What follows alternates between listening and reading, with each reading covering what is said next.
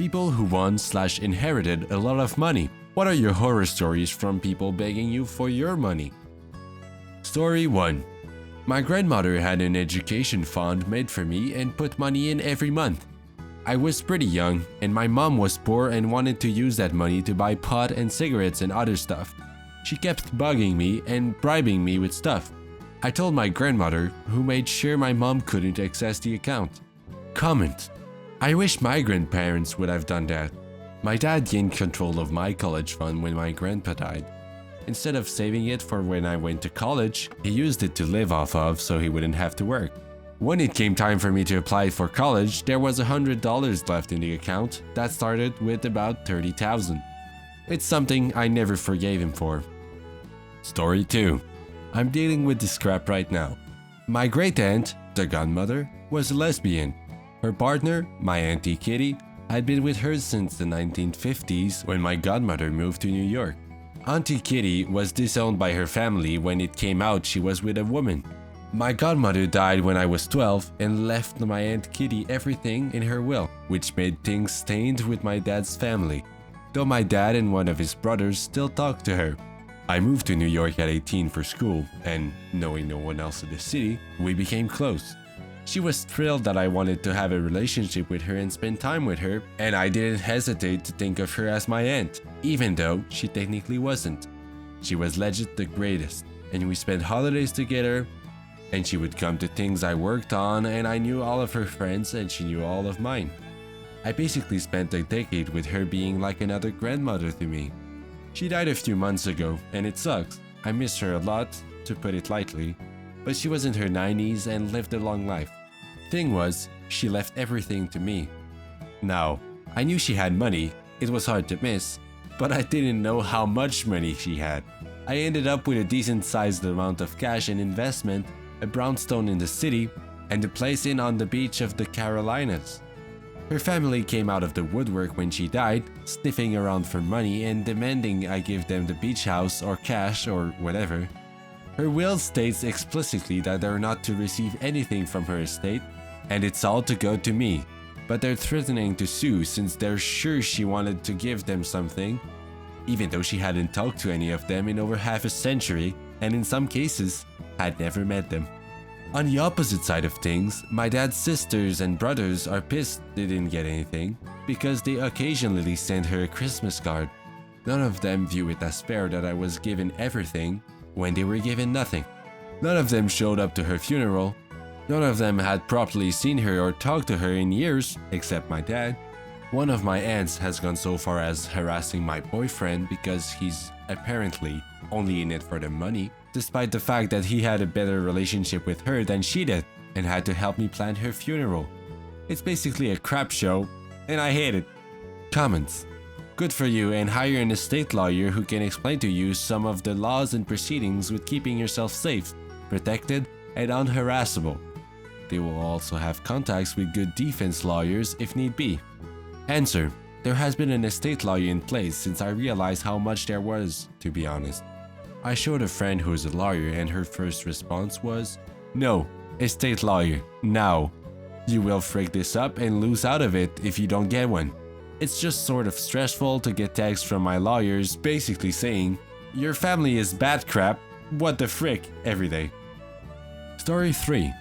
I do estate evaluations for various attorneys and such, just as a sideline, and for fun. Got a call to do one, there were 2 brothers, etc.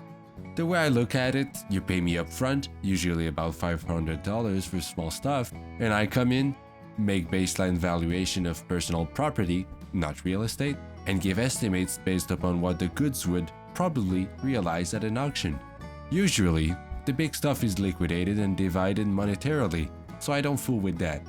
Went in with my usual blather about, "If you people have one uncivil word, I will walk out and your money will be forfeit" speech, and proceeded to do a round the grounds listing / evaluation with one of my people. They were following us around, smiling and making small talk. One of them had a wife, the other had a girlfriend. They were all very amicable. When we got done, they asked if I could look and see if their division of property was fair, as they had done it prior to our arrival. They indicated that Cell Army was coming the next day to pick up everything else. I looked at their list and they were each for things that the other didn't want. And the lists were equal to within exactly $10 of my estimates. The brother who had the $10 advantage got out his wallet and gave his brother two $5 bills. The other brother said, "I owe you $5 from lunch last week," and he gave one back.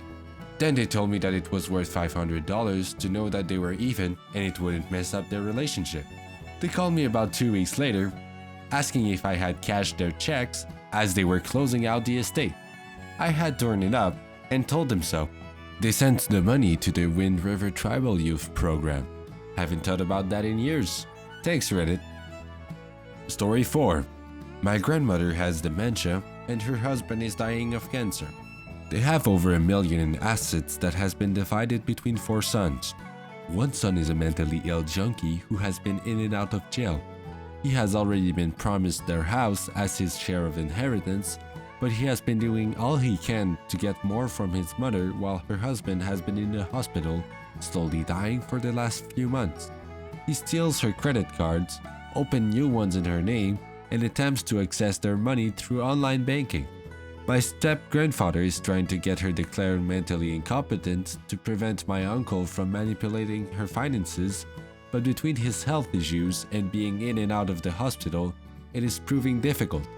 When her husband dies, which will unfortunately be soon, he plans on moving into their house, which she already sees as his, and most likely milking my grandmother dry. The sad part is she has dementia and has no idea what's going on. Story 5. I had most of my college paid for through scholarships and a fund my parents set up for me when I was a baby. My roommate in junior year would always bring this up as an excuse not to pay for things. Example, "Well, you have a college fund, so you should pay for my dinner too." Or, "I have to take out loans, so you should pay my rent this month." I ended up moving out and avoided her for the rest of my time at school. Story 6. A few years ago, we inherited some money from my husband's grandfather. My husband's brother and sister also inherited equal amounts.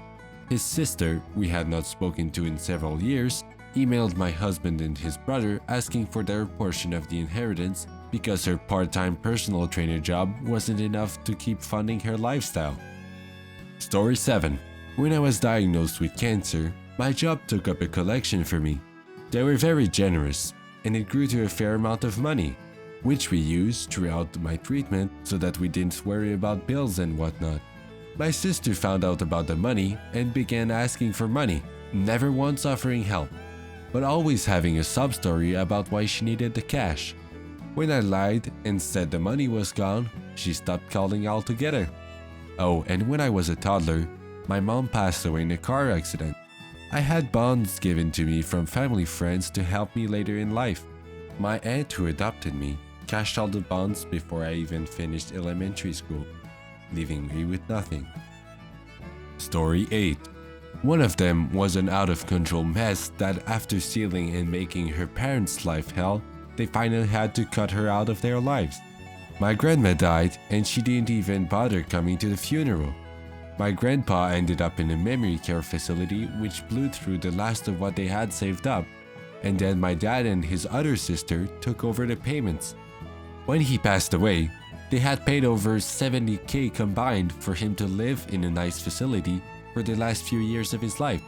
After he died, the mess of a sister suddenly showed up, demanding her share of the inheritance, assuming that it would be a large sum of money.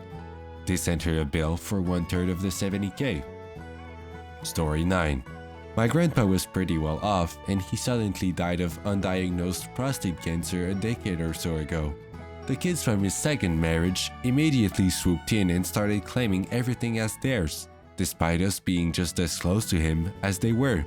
It ended with a lawsuit and the family being split in half, with us not regarding them as family anymore.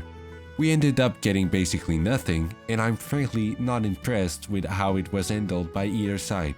It's really sad seeing people you've known your whole life acting like that and ruining decades of being family in a couple of weeks. Comment: my grandma remarried after grandpa passed. He was cool and I was glad she was happy, but when she died a few years later, her husband's adult kids swooped in and took everything while dude basically stood there in shock and mourned his dead wife. They later sold my grandparents' house and kept the money, moving their dad into some relative's apartment before he also died. My uncle's wife took everything they didn't haul away that day, or whatever she could get while nobody was looking. I hope they all get what they deserve someday. Story 10. My mom and dad won big ones at a casino around 25 years back. One of those once-in-a-lifetime medium-level jackpots, around 10,000 bucks. Most of the money went into bills and a few family fun things over the course of a summer. However, during that time, my aunt and a few of my mother's relatives kept bullying her for cash.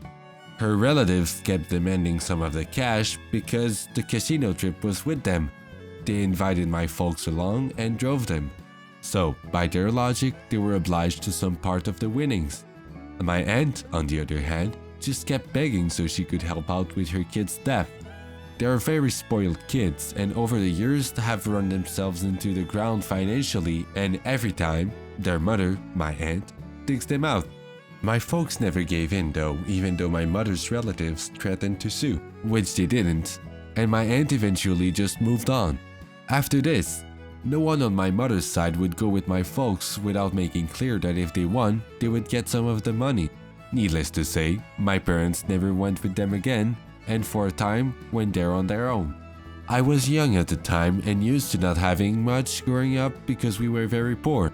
This cash really did us a service, but the things that stand out the most to me are all the abusive calls my mother and father got about this money, and how I found out later on that all these people, beyond my aunt, all made near six-figure income. They didn't need the money, they just wanted it. Have people ever begged you for money? Tell us in the comments. Thanks for watching folks, and see you in the next one.